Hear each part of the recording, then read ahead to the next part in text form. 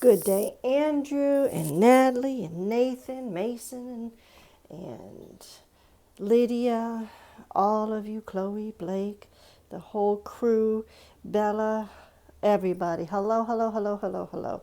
Okay, so this particular picture we're going to be looking at today is done by a man, painted by a man named Vincent van Gogh. He's Dutch. It's called Gardening Patches on Montmartre in Winter. Okay, so that's just the different areas, different fields, places where people garden, but it's winter time, so you're not seeing a whole lot of color going on here.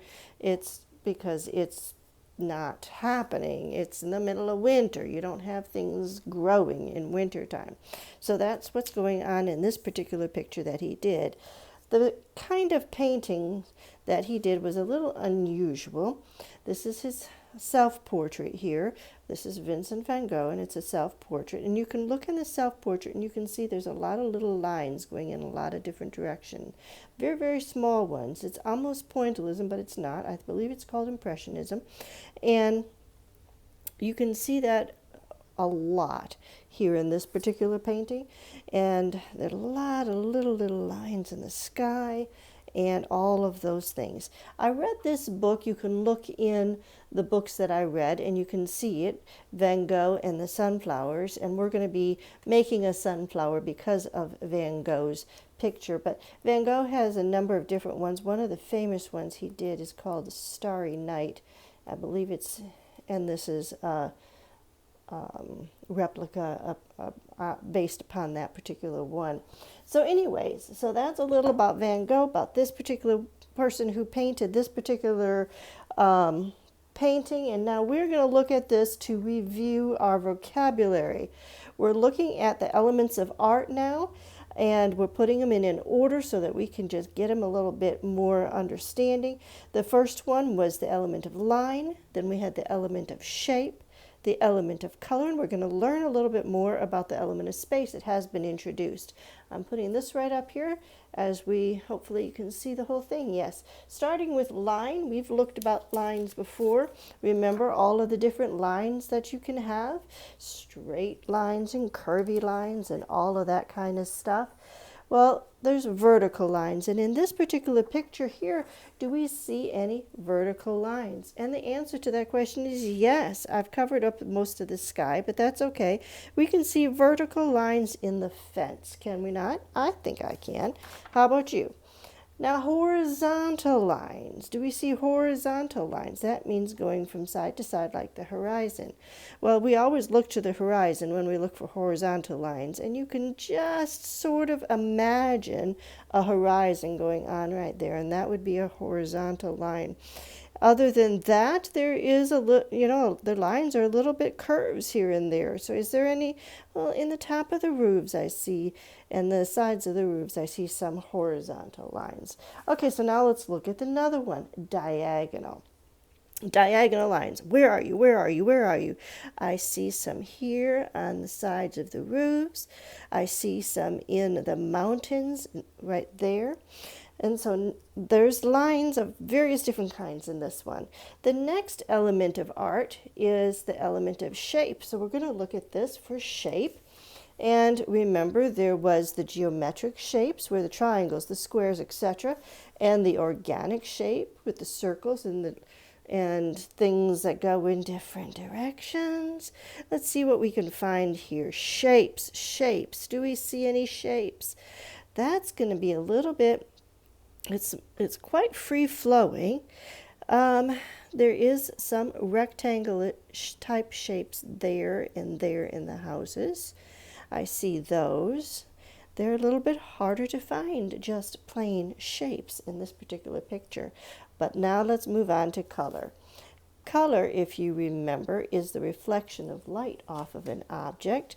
We know what the three primary colors are. That would be red and yellow, and you tell me, what is it? I'm not telling you. All right, we've looked at warm colors and cool colors. Warm colors are the blues and the greens and a little bit of purples. The cool, wait a minute, did I say warm? I meant cool. cool colors are the blues and the greens and a little bit of purples. The warm colors are the orange and the yellows and a little bit of purples and reds. What do we got going on in here? Is it warm or cool? Boom! What did you choose? Yep. They're mostly cool colors. You've got a little bit of reds and stuff like that here and there and browns, but most of it overall, we've got cool colors. Now the element of shape, that is dealing with a lot of different things, and we're going to be looking at the element of shape as we look at the different places we can look at this picture. That's space. Did I say shape? I meant space, the element of space. And so we're going to look at how this picture is using space. All right, we're going to start with the background. Look at the green there, the mountains in this particular one, the background. In this particular picture, what's the background? Same as that picture right here. Mountains. Mountains. Mountains are your background in this particular picture. Okay, so now this is another one, foreground. See this right here in the fore, in the front, the foreground. What is the foreground of this picture? Did you choose this here? You're right, this fence, and this is all here. So we have this in the foreground, and that is the background. What is that in the middle? You're right. Middle ground, and the green right there. There's a foreground and a background and a middle ground. And the middle ground in this particular picture is the houses and the gardens and all of that. Now this picture, let me take this out of the way. This picture is called a landscape because we're dealing with, land. We're dealing with a picture from the land. And we are going to be, like I said, we're going to be painting again because you like painting. I know you do. So you need to get out your brush. Remember, a brush has different parts to it. We have the bristle, we have the ferrule or the danger zone, and we have the handle. Do not put your hands in the danger zone. Keep it back on the other side of the ferrule when you're doing your painting.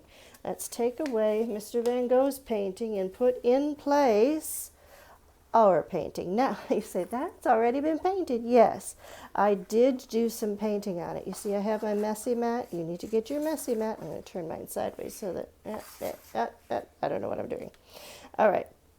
I already did some watercolor on it to get the back and so that it would dry. And so this is the fun part for you. I know it will be. Get out your watercolors. And you remember when you're doing watercolors, let's see if I can open it. This one is always hard to open. Okay. When you're doing watercolors, you have to wake it up. So get your water. There's some water right over there. You get a little bit of water, put it in your blue, because this is going to be the background, the sky and all of that. And that's going to be blue. If you want, just do blue. It will work out best. Okay.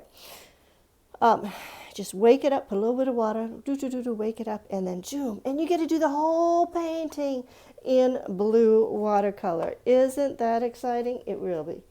And watercolor dries pretty fast, and so you let it dry, but it won't take very long. Once you get that painted and you get your other stuff that you're going to need, it will go fast. This is what we're going to need next. We're going to need to have our paint. And as I did before in another video, I put it in paint trays. That's when we were doing our dotting. But we're going to use a brush this time in what we're going to do. I'm going to move this up out of the way. Put that on that end to hold it down. And I should possibly maybe even put a little bit of, I'm going to just do some washi tape on the corners to keep it going down. After you're done and it's dried, if it still does that, put it between some books. And if it still does that, you know what? Ask your mom to iron it. Ha! Yes, that could help. All right, so this is what we're going to do. We're doing sunflowers. And this is the final product. I just finished that, so you see some shine because it's wet still. All right, So you take your brush, and we're going to start with a brown. What colors are we using? We're using brown, yellow, and green. This was a mess that came out of my brown container before the brown actually come out. So don't say, well, what's that? I don't know what it is. Brown, yellow, and green are the three colors we're going to use to make our sunflowers. All right, so we're going to start in the brown, and we're going to make 3 circles. We're going to start with one and fill it in, and then we'll do another and fill it in. But we want them to be circles, and they can be small, they can be bigger, but you don't want to have them too big because you want to be able to make sunflowers. If it's too big, you're not going to be able to get any of your petals around it. So yeah, do them nice, and but don't do them too little. Too little won't be good either. So, all right, there we go. Now what do? This is not watercolor, but we still need to wash off our brush. Notice I'm not pushing it to the bottom. I am just wiping it around the bottom. And then I'm going to just, woohoo, my thing came apart. I'm going to just do that maybe one more time to make sure that we got most of the brown off of it. That's from the water. That's not necessarily on the brush. Okay, so next thing we need is we're going to do the stems. All right, that's green. So we're going to take this and we're going to go straight down as much as we can. I know straight is probably not something that you can do easily, and that's fine. If yours goes crooked a little bit, that's okay. I did that one crooked on purpose. All right, and here's my third one. But we're going to go down as straight as we can, or crooked if you want to do it a little bit. Now what we need to do is we need to put some leaves.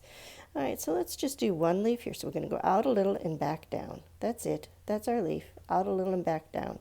But we're not backing down on the same spot. We're going to go out and then come right next to it, back down. That's how we're going to do our leaves here.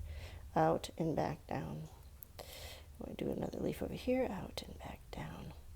There we go. So now we have our leaves. All right. Clean the brush, wipe it on the bottom. Don't have it smushed. Don't smush your brush. You're going to ruin it that way. All right, get all of the green off of there. Do it again. Get all the green off of there. Now comes the fun part and the little bit of a tricky part, okay? This one's going to be the easiest to do, so let's do that one first. Maybe we can move it all down a little bit so you can see it a little better. Get a little bit of yellow on the brush. Start right next to the green because it's still wet, and just go down. You want to just go down, boom, and up, down, boom, and up. Just a little bit of, not very much, and it doesn't matter if you can see through it. It doesn't matter if you take a little bit of the brown with it like I did on that one. That gives it a little bit of, ooh, I took a lot of brown on that one. All right. So just, some of them are going to be thick, some of them are going to be a little bit thinner, but you just want to touch it down and pull it out and then lift it up real fast. Touch it down, pull it out, and lift it up real fast. You don't want to keep it on the paper for very, very long because you'll have a long petal, and we want thin petals. So we're going to go and do that around. Oops, I touched the brown paint. All right, we'll move on. Oh, this one's going to have a lot of brown paint on this side, so I'm not getting quite as close. That's going to help me out. If you want to make sure you don't get brown or green paint on, just go ahead and wait till it dries. But it gives it a little bit of character to have a little of the color in. All right, so now we're going to do this one. It's dry over here, I can tell, so I'm starting on this side. Well, not quite dry. I sort of like that, whoops, brown that comes in a little bit. That's sort of cool. All right. And it's best if you don't fix it. If you get a little bit coming out, get a little bit more paint on your brush. That'll help. And that one has a little bit of green. I'll tell you why you shouldn't. Don't forget to clean off your brush. Do that real quick, and then I'll show you my other one. Clean, clean, clean. Because this is the one that I did before that I wanted to show you. I had some green on the side and I tried to fix it, and it doesn't look as nice as it does when you just leave it in there. So don't try and fix it. It's going to be just fine. I hope yours turned out perfect. I know that they will. Enjoy. Have fun. See you next time.